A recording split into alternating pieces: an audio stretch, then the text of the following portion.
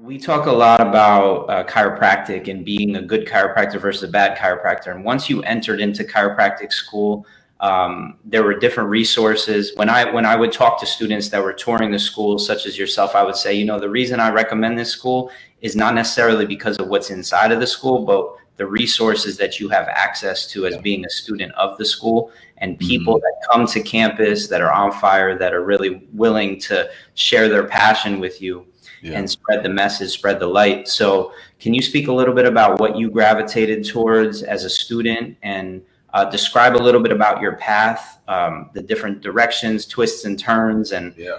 give somewhat of a narrative of your student experience in chiropractic education? Yeah. So, I've been as an athlete, and before I started, I did get introduced to the philosophy of chiropractic. So that I was telling you that I got introduced to something that went beyond the physical that I wasn't quite aware of before even making a decision to become a chiropractor. And so everybody knows there's a philosophy, there's an art, and there's a science of chiropractic. Now, before you get all spun out on, he said philosophy, the philosophy is the why we do what we do.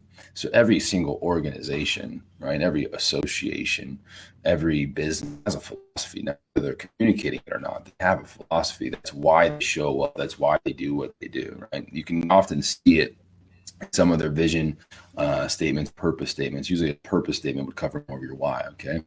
So philosophy. So there's a reason chiropractors do what they do. There's a science. So there's a study of what we do, of how we do what we do.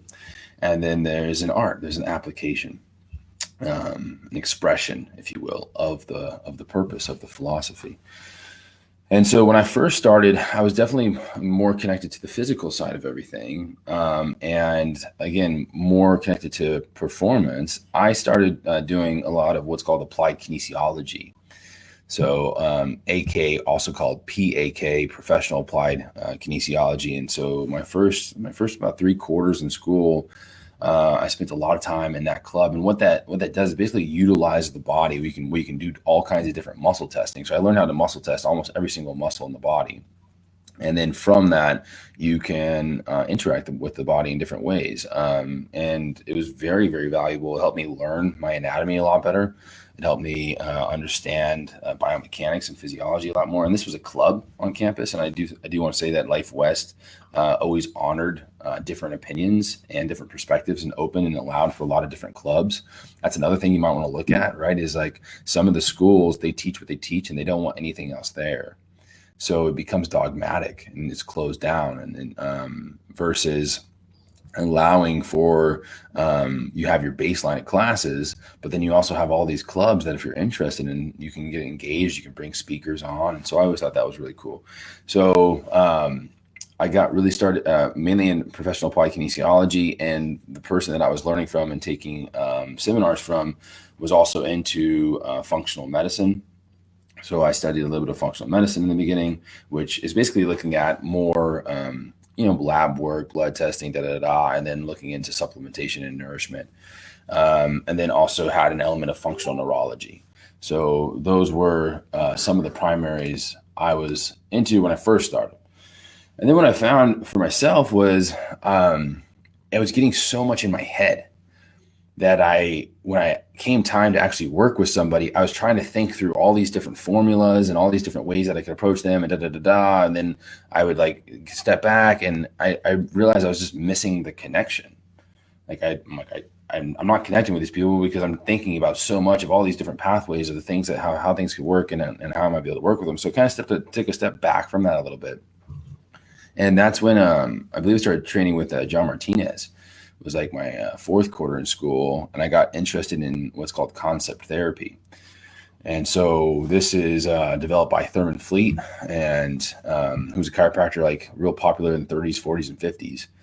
And I started studying concept therapy and what's called zone healing. And zone healing was a lot simpler, right? So I still had all the background of knowing how to muscle test everything if I wanted to, but you just read the zones of the occiput.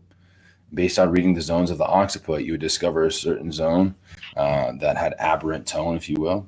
And then from there, you would be suggested a potential places where you could adjust and what system of the body you were working with.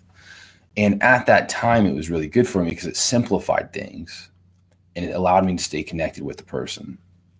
And so I got into that for a while. And then there was a style of adjusting that was very attractive that Dr. Ben also introduced me to, which was called MLS. And they also valued connection, right? Instead of torquing systems and then creating a cavitation or pop through torsion, you learned how to adjust systems at ease.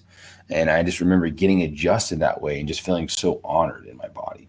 And so I went deep in that. I found mentors that were training that. I trained with students at the school that were doing that. And so MLS became a big focus in my life and expression. And then I got introduced to Dr. Sue Brown, and she's now passed, but I did BGI, which is biogeometric integration, level 1, level 2, and level 3, all with Dr. Sue, which she is the fountainhead of that technique, which is beautiful. And then Jay Comerick, momentum adjusting. He's got a movie on Amazon you can check out. It's called Life Adjusted. One of the most profound breakthroughs I've had in chiropractic is watching animals get adjusted. Because when you're a student, you start to hear, well, maybe this is working just because of placebo, right? That this is an effect that the mind has, and you kind of second guess it, right? You're always gonna have time for your second guess. You've been there, Ben? Yeah. No doubt. So yeah, but then you watch an animal get adjusted. Yeah, there's no fucking placebo here. Like, and it's immediate with animals. So sometimes, you got to take care of a person. They come in, they keep coming in, right? And then you're starting to unwind patterns. But what's really cool about watching some of the animals get adjusted, they might, whether it's a physical problem or other things going on. So one of the things that I witnessed is we went out to a horse farm. I believe it was in Gilroy. And they had a young colt that wasn't feeding. And Dr. J went, adjusted this horse. Within 10 minutes, it fed. I was like, what the hell? Had another one that, I think was experiencing vertigo. It was perfect. And then just getting to see, somebody, Dr. Comerick's not a small man, but, so 200-something pound man, but these are 1,200-pound animals.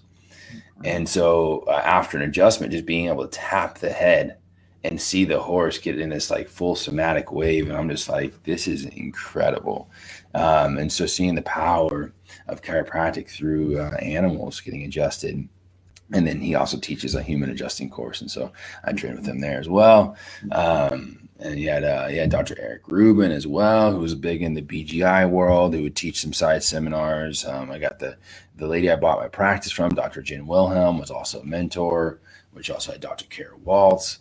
So yeah, and Dr. Katina Manning. So I met Dr. Katina Manning while doing BGI 3 in Chicago, and she also became a mentor. So I've got to interact with some beautiful chiropractic artists throughout my school, and then we also had some great instructors at the school. I love Dr. Coleman. Dr. Coleman, he taught what's called Gonstead. So I did both the Gonstead and then took it as an elective as well for advanced Gonstead with Dr. Coleman. Thought he was an incredible instructor. Had some good upper cervical instructors as well. And then the diversified program was good. Yeah. So you have your core curriculum that you learn in classes, but what I've found is that a lot of times at this moment, I hope it's not always at this, like this, but a lot of times some of the mastery I was looking for, I was getting outside of school and seminars. And what was cool about being in the Bay Area is a lot of those people came through. So that's another thing to look at, based on where your school's at. You can talk to people, there's a lot of seminars that come through here or not really. And is the school open to it or not open to it? Because some of the schools don't even allow you to attend seminar. And a lot of people don't know that. There's schools that if you go to seminar, you get in trouble. And that's how closed down they are. So something to keep in mind.